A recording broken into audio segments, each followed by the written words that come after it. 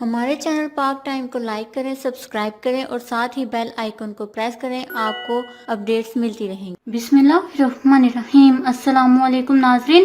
شاہد افریدی کی صاحبزادی اور بابر اعظم کی شادی، لالا نے حقائق سے پردہ ہٹا دیا، پاکستانیوں سے خصوصی درخواست کر دی۔ جی ہاں ناظرین، قومی کرکٹ ٹیم کے سابق کپتان شاہد افریدی نے سوشل میڈیا پر اپنی بیٹی اور بابر اعظم کی شادی سے متعلق افواہوں کی تردید کر دی۔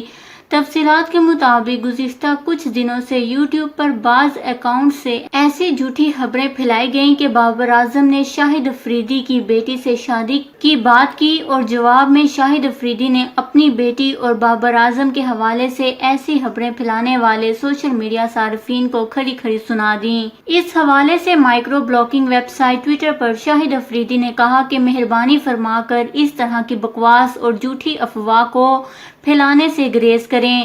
میری تمام صارفین سے گزارش ہے کہ سوشل میڈیا ذمہ داری کے ساتھ استعمال کریں، ایسی افواہیں اور جھوٹ پھیلانے سے گریز کریں جس سے متعلقہ لوگوں کو پریشانی ہو۔